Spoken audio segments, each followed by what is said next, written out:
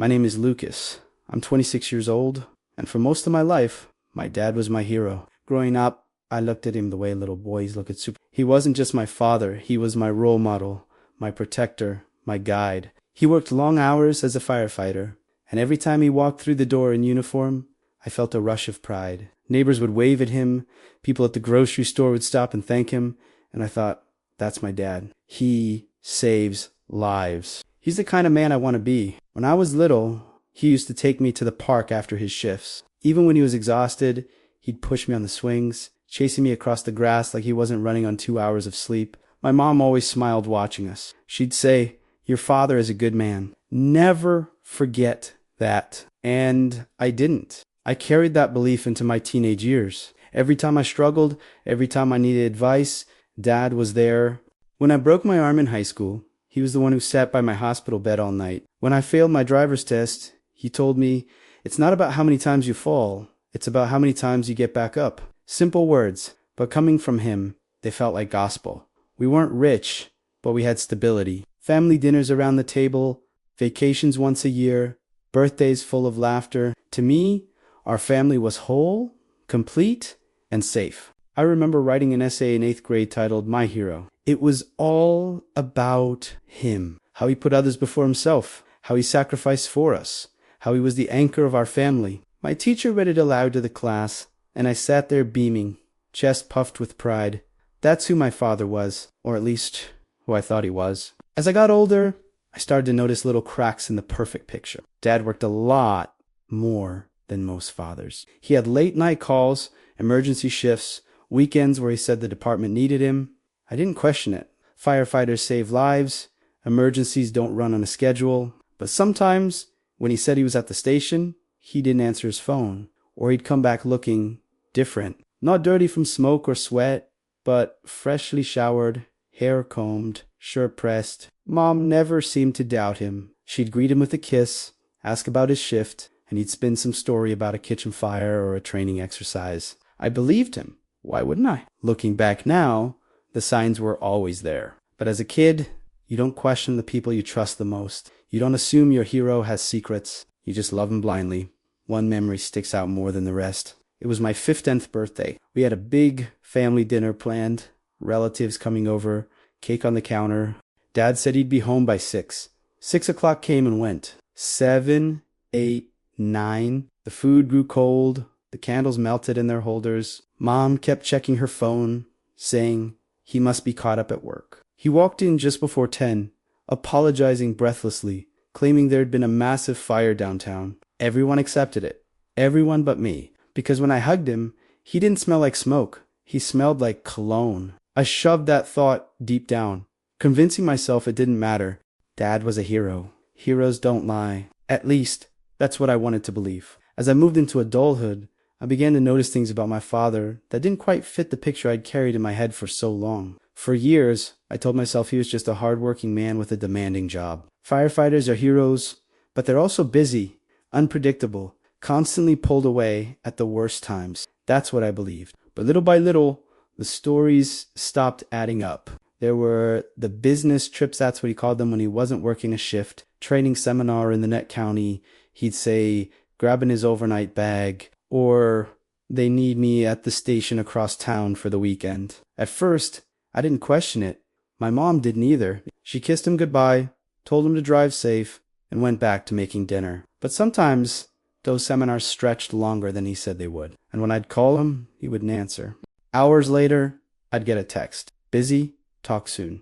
No details. No explanations. Then came the phone calls. Lachiachi night, the phone would buzz on the nightstand. He'd pick it up quickly, stepping out into the hallway to answer in hushed tones. I'd hear the floor creak as he paced, his voice low, careful. "Yeah, I'll be there, don't worry, of course. I love you too." I told myself he must be talking to Mom, but Mom was asleep beside me in the bed we shared on family vacations. And when I glanced at her face, peaceful in the glow of the TV, I knew those words weren't meant for her. One afternoon, I came home from college unexpectedly. I was supposed to be gone for the week, but a class was canceled. When I walked in, Dad was sitting at the kitchen table, phone pressed to his ear, smiling. He didn't see me at first. "Don't worry, I'll handle it. Tell the kids I'll see them soon." My stomach tightened. The kids, Before I could process, Hino noticed me. His smile dropped, and he hung up instantly. Lucas, didn't know you were back already. He grabbed his coffee cup like nothing had happened. How's school? I tried to play along, but my head was spinning. Which kids was he talking about? That night, I asked Mom, cautiously, if Dad had nieces or nephews I didn't know about. She looked confused. No. Why? I shook my head. Nothing. Just curious. I didn't press, but something inside me cracked. It got worse. One day, I borrowed his car to run an errand. On the passenger seat was a keychain I'd never seen before, pink glittery, with the name Sophie written in bold letters. I turned it over in my hands, confused. We didn't know a Sophie. It didn't belong to my mom, and certainly not to him. When I asked about it later, he brushed it off. Probably belongs to someone at the station. I gave them a ride. The answer came too quickly, too practiced. I wanted to believe him. I really did. But the more I looked, the more little things stood out. Receipts from restaurants we'd never been to, tucked into his jacket, pockets, a second phone charger in his glove compartment, the way he shaved before training trips, even if he's just shaved that morning. It was all small, all easy to explain away, if I wanted to explain it away. The breaking point came one night when he left his phone on the counter. A message lit up the screen before he snatched it away. I only caught a glimpse, but it was enough. The kids miss you. When are you coming back? My heart dropped into my stomach. There it was again. The kids. Not me. Not my sister. Some other kids. From that moment on, I couldn't unsee the cracks. Every smile seemed rehearsed. Every excuse preloaded. And though I didn't have the full picture yet, I knew in my gut, my father, my hero, was living another life. Suspicion can eat you alive. But suspicion is still different from proof. For a long time, I told myself I was imagining things, that I was paranoid, that my dad was too good of a man to live a lie. But deep down, I was waiting for something undeniable, and eventually, I found it. It started when I was looking for batteries in the hallway closet. My dad kept tools, paperwork, and random junk stacked in there. As I reached for a box on the top shelf, an envelope slipped and fell to the floor. When I bent down to grab it, the flap popped open. Inside were photos. Not old family photos, not anything I recognized. My dad was in them smiling, relaxed, with his arm around a woman I'd never seen before. Standing beside them were two young kids, maybe 7 or 8 years old. They were holding balloons, birthday candles lit on a cake in front of them. I stared at the picture until my vision blurred.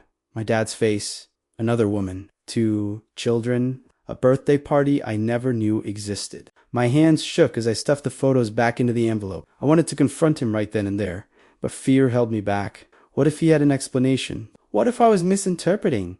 But deep down, I already knew the truth. A week later, I found more. I was helping Mom with laundry when I noticed a folded receipt in one of Dad's shirt pockets. Curious, I opened it. Dinner for at a restaurant none of us had ever been to.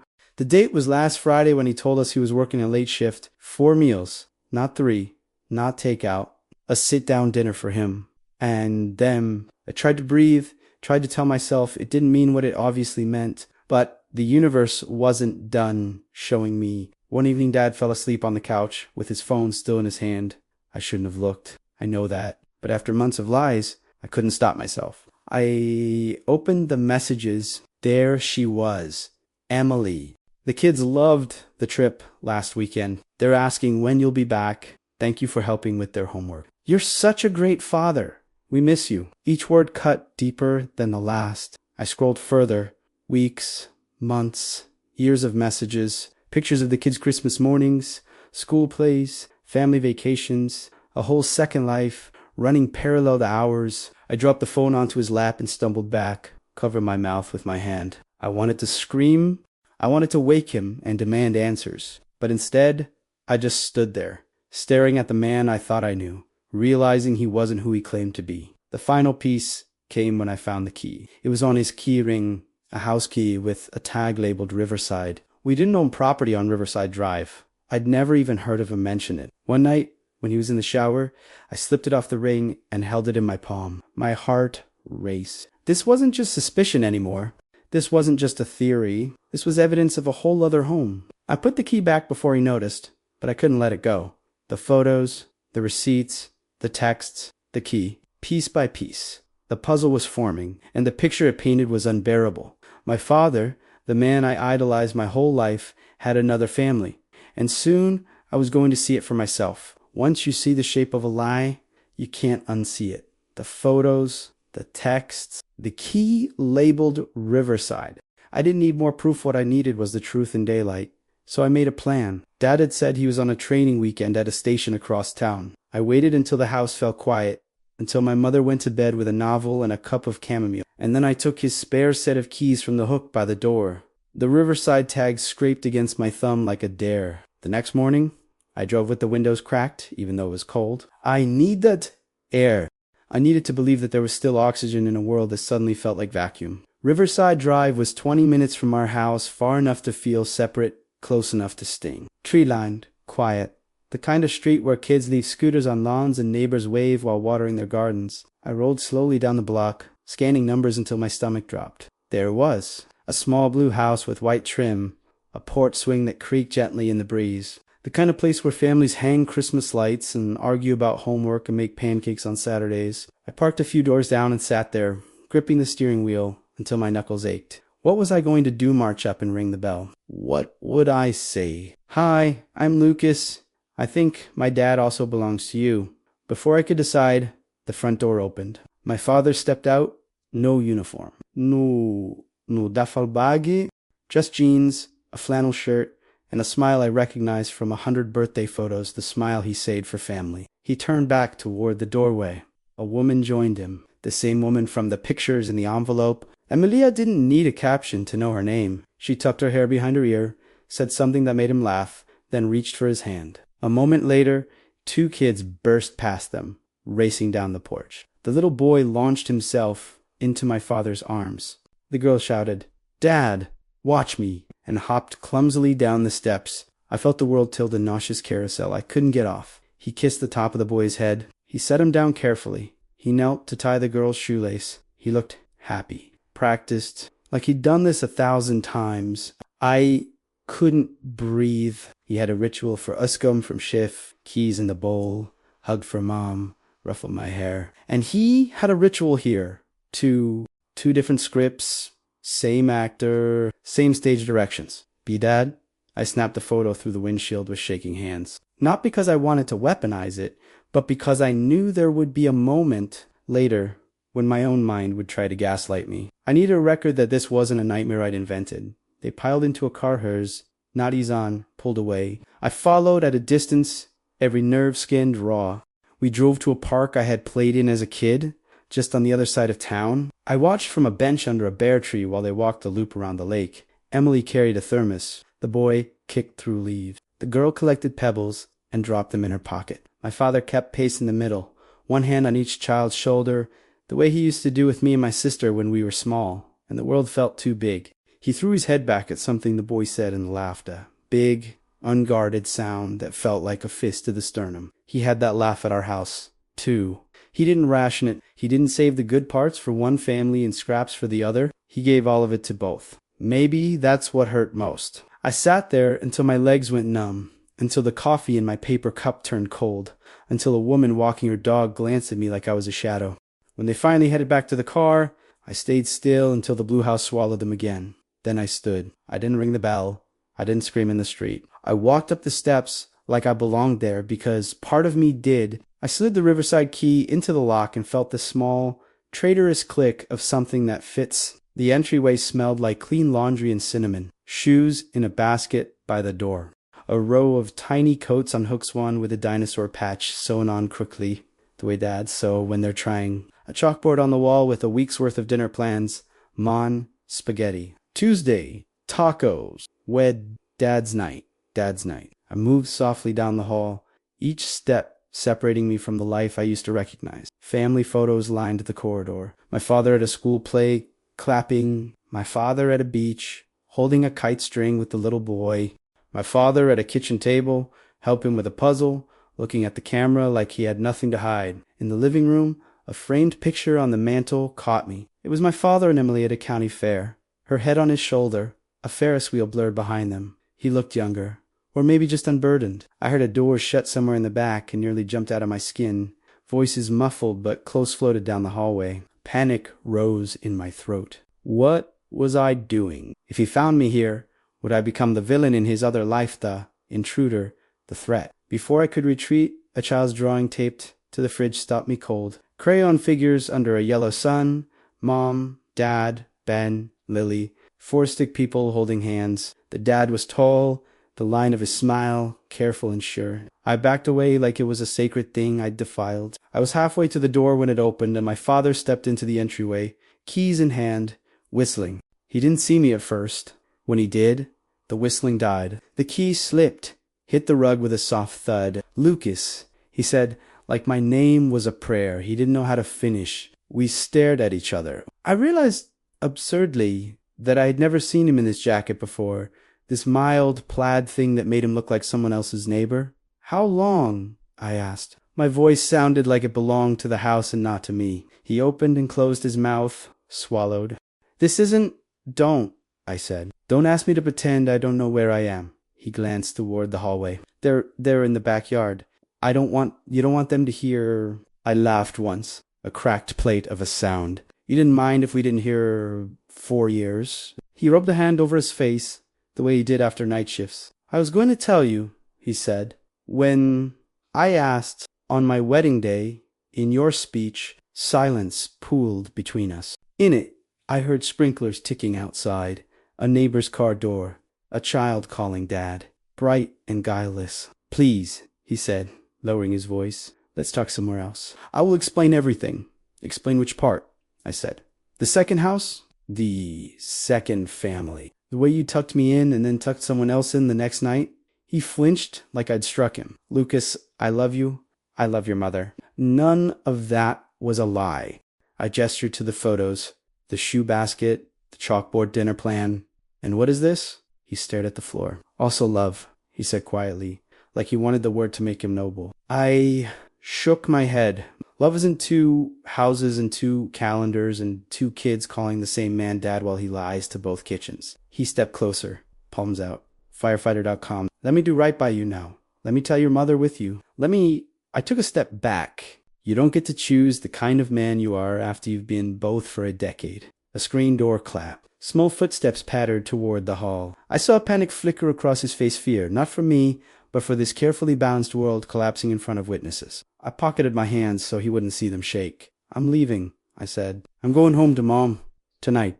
Lucas, you can come, I said, and tell her yourself, or you can stay here and let me do it. Either way, this ends today. He closed his eyes. When he opened them, he looked older, not like a hero, like a man who'd run too many flights of stairs carrying too much. Okay, he said at last. I'll come. I stepped onto the porch and the afternoon hit me bright. Ordinary, unforgiving. As I walked down the steps, a little girl's laugh bubbled from the backyard and tangled in my chest like fishing line. I didn't look back. The key to Riverside felt heavy in my pocket all the way home like proof, like a confession, like an anchor I couldn't carry much longer. We drove home in silence, the kind of silence that hums louder than any argument. My father gripped the wheel, knuckles poly, and I sat stiff in the passenger seat, staring at the blur of streetlights outside the window. When we pulled into the driveway, Mom was standing at the door, confusion on her face. She hadn't expected us back together. She hadn't expected anything. Inside, my father sat her down at the kitchen table, the same table where we'd celebrated birthdays, shared dinners, laughed until our sides hurt, and then he broke her heart on it. He confessed. Not every detail, not every lie, but enough. Enough for Mom's face to drain of color. Enough for her to cover her mouth with shaking hands. Enough for me to see the woman who always believed in her husband crumple like a paper cup. I wanted to shield her from it. I wanted to scream at him, to drag him out of the house, and never let him back in. But I just sat there, hollow, because the truth was finally out, and the damage was already done. The weeks that followed were a blur. Mom moved into my sister's apartment for a while. I stayed back to handle the house, to keep things functioning. Dad kept trying to explain, to call, to say he hadn't meant for things to spiral so far, but what do you say to that? I didn't mean to love 2 families at once. I didn't mean to build a second life out of lies. Intentions don't erase consequences. I saw him less and less after that. Not because he disappeared, but because I couldn't stand the sight of him. The man who used to be my hero was now a stranger. Sometimes, late at night, I look at old photos of us, the fishing trip when I was 10, the science fair he helped me with, the graduation day when he clapped the loudest. I wonder, were those moments real, or were they borrowed, stolen from the life he was juggling on the other side of town? Because betrayal doesn't just break trust in the present, it rewrites the past. It forces you to question whether the memories you cherish were ever truly yours. And yet, I can't erase him completely. He's still my father. He still raised me. He still taught me how to ride a bike, how to tie a tie, how to drive a stick shift. That's the cruelest part of betrayal. Love doesn't vanish on command. You can hate what someone did and still ache for who they used to be. So here I am, months later, still piecing myself together. My mother is trying to heal. My sister 1T answered his calls on my father. Well, he's still splitting time between two lives, even though now both know about each other. But he isn't my hero anymore. He's just a man who chose lies over honesty, secrets over family, and the worst part, he didn't just betray my mom. He betrayed me too. So I'll leave you with this question. If you discovered your father had a secret family all along, what would you do? Would you cut ties completely, or would you try to forgive him?